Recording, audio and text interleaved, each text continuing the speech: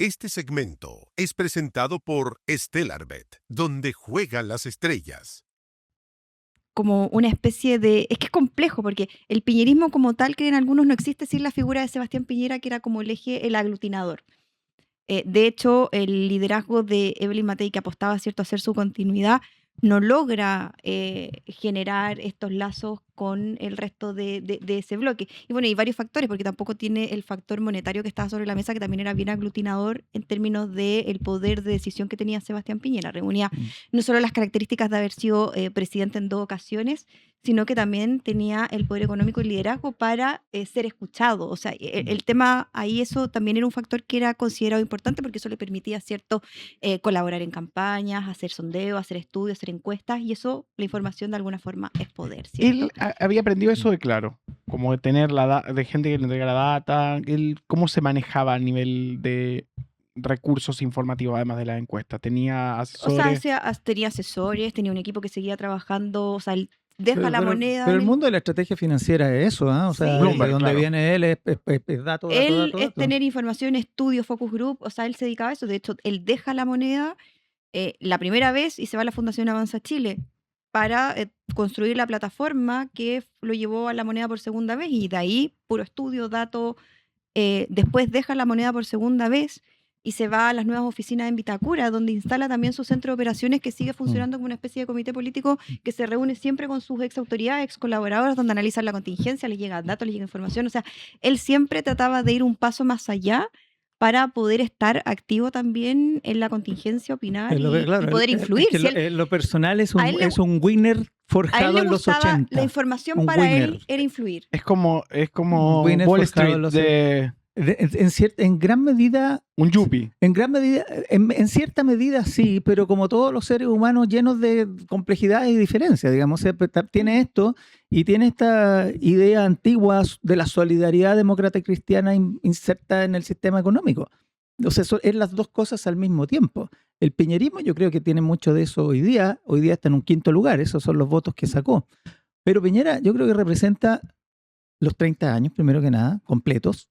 Y los 30 años representan, hasta el momento, históricamente, los datos, muy piñerista lo que voy a decir, los datos dicen que es el periodo que más se ha avanzado hacia llegar a una meta, que es el desarrollo. Ahora parece que esa meta en algún momento se la cambiaron a Piñera, es la igualdad.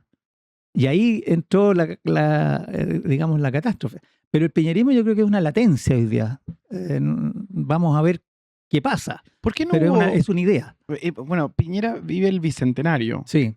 Y en ese momento se decía, nunca me olvidaré de una nota de La Tercera, que decía que iba a anunciarse que el país estaba desarrollado. Había como Él tenía esa obsesión de llegar, de tocar la campana, tilín, tilín, somos desarrollados. Sí, absolutamente. Él quería llegar a los 30.000. Y lo decía abiertamente. Lo decía abiertamente. Él quería llegar a los $30.000 de PIB per cápita que tenía España.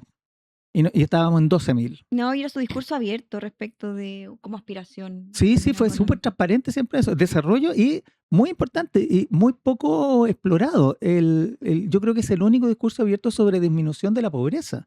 Y eso no es que se lo arrebate la izquierda no. La izquierda es, tradicionalmente en historia de Chile, digamos, es los trabajadores, no los pobres, los trabajadores como clase social. Piñera llega a la moneda a la idea del término de la pobreza como un imperativo moral, digamos. Muy, muy jesuita, si tú quieres eso. Y para terminar y hacer el redondeo de todo este recorrido por el Piñera pensable, creo que hay que pensar en el futuro del piñerismo desde una arista que a primera vista no parece atajable o conectable, que es la inmigración. Probablemente la herencia del piñerismo son los migrantes venezolanos y toda la experiencia de ellos hoy en día inserto en nuestra sociedad a tal punto que se explotan sus shows en el Festival de Viña. Y eso fue una decisión política en un momento de crisis en el cual en Cúcuta él va, se manifiesta, tiene política con respecto muy jesuita a la integración del mundo venezolano en Chile. Es bastante evidente que puede ser, y ojo abierto. Que puede ser que estéticamente sea ese venezolano que se va de su país muy piñerista. Hay algo ahí. Sí, yo estoy de acuerdo con Paula, es un debate abierto. Es un debate que está abierto porque todavía, primero chocan todavía muchas visiones respecto de si efectivamente ese llamado que hacen Cuco, porque se apuesta porque Lo que pasa en Cúcuta finalmente choca, yo creo que inconscientemente hay un uso político posterior respecto de eso también por parte de la izquierda que hasta el día de hoy se lo saca en cara a Sebastián Piñera y por una mala jugada de él también respecto en términos políticos, porque él ve en ese viaje más bien una oportunidad para, de alguna forma, simbólicamente que cayera Nicolás Maduro, ¿cierto? Ese es el trasfondo de ese viaje y él quería posicionarse como el liderazgo que iba a estar ahí en ese momento histórico. Eso es lo que ve él en esa jugada. Y claro, después le sale todo como no lo tenía pensado, porque le recomendaron sus asesores, oye, no vayas ahí, salvo Benjamín Salas, que empujó férreamente ese viaje con la lógica también de que puede ser una oportunidad para posicionar su liderazgo. Y después, bueno, tiene este tipo de declaraciones que va a colaborar con aquellos, con los inmigrantes para el tema de, ¿cómo se llama?, de los que están con problemas con Nicolás Maduro en ese momento, que querían dejar el país. Pero después eso se hace un uso político, pero la actual derecha dice que el tema de la inmigración parte desde la administración de Michelle Bachelet. Entonces está ese... Pero yo creo que perdona, yo creo que llegaban igual porque Chile en ese momento es el país más próspero del Bueno, continente, así que... Claro, los dólares había. Es que aparte... No, pero es que la inmigración busca la prosperidad económica en otro lugar. Por eso digo del uso político respecto de la declaración de él posterior y que sigue siendo motivo de debate hasta actualmente. Yo creo que el tema sigue abierto y probablemente va a ser motivo de debate y sobre todo va a estar sin duda en la agenda y en el foco de José Antonio Kast, del próximo presidente, que es uno de los ejes de su gobierno. Ahora, si tú lo ves esto desde la historia larga, digamos, Piñera en Cúcuta lo que está haciendo está pensando de nuevo me resulta muy complejo que la izquierda lo critique por esto, porque finalmente es el tema de derechos humanos. Piñera tiene en la cabeza, en Cúcuta también tiene en la cabeza 1973 y las dictaduras y las violaciones de los derechos humanos.